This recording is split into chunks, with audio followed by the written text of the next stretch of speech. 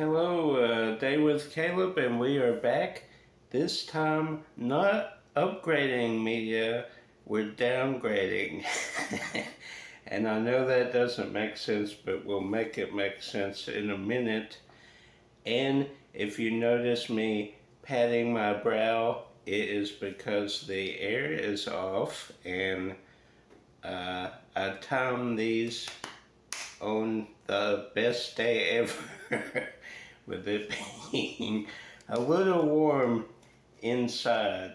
But these are ones that eventually, when I move into my own place and have my own media section, like some of you out there does, Dave has a great one. Eventually, I want to have a shelf of all my favorite movies in different formats, if that makes sense. Obviously, the Mummy, Mummy Returns, Scorpion King, that will be on its own shelf with the whole Mummy thing. But for these, like for example, Three Ninjas would have on VHS and DVD. Don't think they did Blu-ray. Comment down below if you know. Then, Eight-Legged Freaks, Young Frankenstein, I've pretty much on every format. Just some ones, Twister, obviously Titanic, that might have half of a shelf at least. But just ones that I think are cool, maybe my childhood, and if they have different formats, obviously the Three Ninjas might just have the two formats. But some of the other ones, like Witness, isn't really one I would deem that I couldn't watch it until I was older. But I have it on beta, I have it on Laserdisc, have it on VHS, DVD. I don't think I have it on Blu-ray yet, but just some different ones that have multiple formats I thought would be cool just to have on its own shelf. So these are our original copies of Three Ninjas. Three Ninjas Kickback. I believe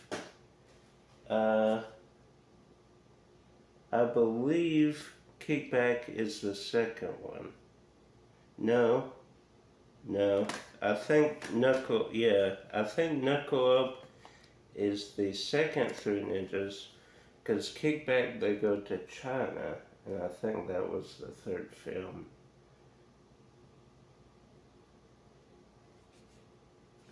Wait, I was wrong.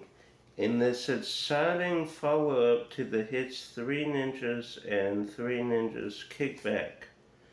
So Knuckle Up was the last one. That's interesting. Funny how the mind works. I guess you don't really think about, 94, 95. I mean, most of the time they had at least one or more different actors. So I guess it was kind of hard to determine that. Then, last certainly not least, the fourth one with Hulk Hogan and Jim Varney, Three Ninjas, High Noon at Mega Mountain. So that was the fourth one. I guess I need to find the original Three Ninjas on VHS. Then we have Open Range. I do have this on DVD as well. Pretty good Western. This was the guy from Air Bud. I think his last movie was this one. Is it Michael Gabon? Maybe? Then we have Young Frankenstein. I have this on quite a bit of formats, and great comedy. Probably my favorite Mel Brooks film. I think I can go ahead and say that. dealing with kind of the universal monsters aspect and infuse that with comedy. They did that themselves with the Meet Abbott and Costello movies. And the House of movies were kind of comedic. I don't know if they were going for that, but House of Frankenstein. Then Eight-Legged Freaks on VHS. Very underrated David Arquette movie. Most people know him for Scream, but in the early 90s I knew him for Never Been Kissed, Eight-Legged Freaks, and Ready to Rumble. Well, mid to late 90s, early 2000s, because I didn't watch Scream until later. And then Clear and Present Danger with Harrison Ford. And an Owen Wilson, Gene Hackman movie, Behind Enemy Lines. That's a good one. Even though I think they've done like 6 Behind Enemy Line movies. Then we get to some I didn't have, but Josh gave me because he was upgrading, not downgrading. And that is The Stepfather, the first one with the guy from Lost. Now I have, I believe, the second one signed by, why am I blanking on his name? Psych. The guy from Psych. But I didn't have the first one yet. Then this is very cool. Josh ended up finding this on Blu-ray, which is pretty amazing. Or was it DVD? I want to say it was Blu-ray. The Birds 2 Lands In. I remember watching this all the time. And I just got Birds on Blu-ray months ago at that horror store Grindhouse. Then some Disney clamshell that I'm surprised I didn't have yet. American Legends. These are just Disney shorts kind of compiled together to make kind of a loose narrative film. Then the child star, the Shirley Temple story. And again, I'm shocked I didn't have this, because I have all the early Shirley Temple movies on clamshell. And the cool thing about that is they're all numbered. So you can go 1 through, I think it's like 22, 23. Obviously I have others that she did too. But we stayed at this lady's house our dad was preaching at out of town. So I remember 3 things about her house. She had a waterbed, which we stayed at and we thought was the coolest thing to sleep on a waterbed. Second thing, Cartoon Network going 24/7, Scooby-Doo, all the great shows back then. Third thing, she had Shirley Temple movies all lined up, 1 through, 23, 24, whatever it was. I just thought that was always the coolest thing, and we eventually, one by one, got all the clamshells, and Josh, I went in and helped him kind of buy a box set so I could claim all the clamshells.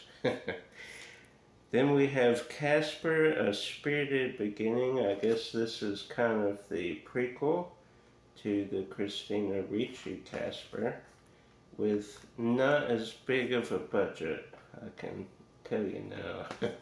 And I don't know if I've ever seen this. Then this, Little Mermaid Return to the Sea, the second Little Mermaid, I do have, but my either have it loose or the case is cut. I made a note. It's one of those two. So have it on beautiful clamshell. That's great to have that. Then we end with not a VHS. This is Mission Impossible Dead Reckoning Part 1. We went, not day of, because I was pet sitting, maybe a week, couple days later, after release, not quite a week, but we went with our dad because he is a big Mission Impossible fan. Always grown up with Mission Impossible. The first time probably, I don't know if we saw the first one in theaters, but we've seen every consecutive Mission Impossible film on the big screen, and we did check this one out in IMAX. Usually we don't do that, but since I got my dad's ticket, we kind of splurged a little, and such a great Mission Impossible film. Comment down below your opinions on it without, well, by this time it's been out long enough that I think we can talk about spoilers. I've just been holding on to it because, you know, free stuff or stuff that just kind of sits there for a while. You try to work it into other pickup videos. Obviously, I'm not going to the theater and doing a video there, so. But I like that our theater puts out free posters. That's awesome. Obviously, I think my favorite one I've got there is Spider-Man Homecoming. Just such a cool design. This one's a neat one too, with Ethan Hunt always running somewhere. He can't walk to complete the mission, always running. But that was everything from this downgrade. Do you collect the different formats of certain movies? And what were your thoughts on the new Mission Impossible? Comment down below. Like, subscribe, share with a movie lover. Until next time, if you choose to accept it, keep collecting.